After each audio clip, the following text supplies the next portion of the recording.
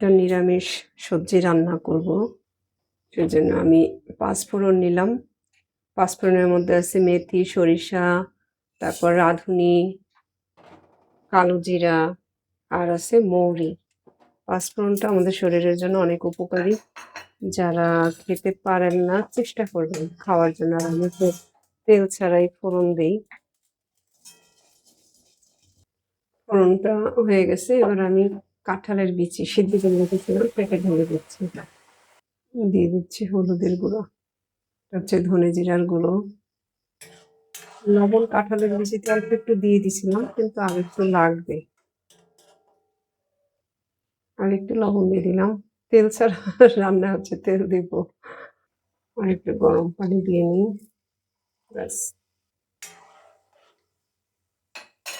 আর এখানে কেটে রাখা এটা হচ্ছে তেলাকুচা শাক, আছে কচু, ধুন্দুল, কাঁকরোল, কাঁচা কলা, সব সবজি একসাথে দিয়ে দিলাম। একটু মিষ্টি কুমড়া খুব দরকার ছিল এর সাথে আসলে, তাহলে কালারটা একটু পিঙ্ক কালার থাকতো, ভালো হতো। ঢেকে রাখলে ভালো হবে। দেখেন সিউইড, এটা শুকনো সামুদ্রিক শৈবাল। আমি এতে গরম পানি ঢেলে দিব। গরম পানি দেওয়ার পর একটা ম্যাজিকের মতো পাতাগুলো খুলে যাবে, এবং পাতাগুলো খুলে একদম কিছুক্ষণ পর পাতার মতো হয়ে যাবে। এটা আমি সবজিতে দিয়ে দিব, যেহেতু নিরামিষ সবজি, আমার বাবা নিরামিষ খায়।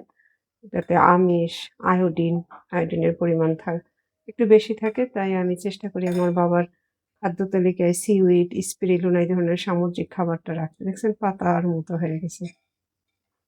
আর একটু ভিজুক, তারপরে দিয়ে দেবো। ম্যাজিকের মতো দেখেন কত বড় বড় কইটুক ছিল, একদম সব খুলে গেছে পাতাগুলো। এবার আমি এই সবজির মধ্যে এটা দিয়ে দিই।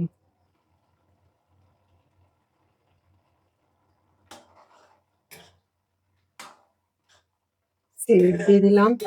কি দেইনি কে বলতে পারেন? কাঁচামরিচ দেইনি, মনে নাই, এখন দিয়ে দিই।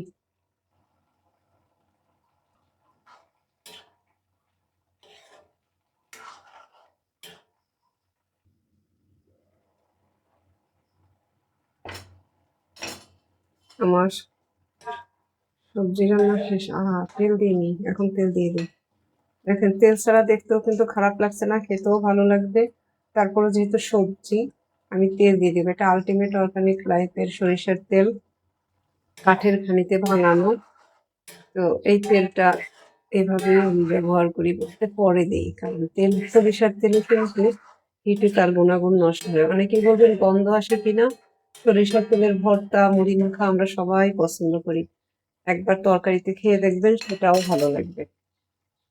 আচ্ছা, আমি এবার চুলা বন্ধ করে দেবো কিছুক্ষণ পরেই।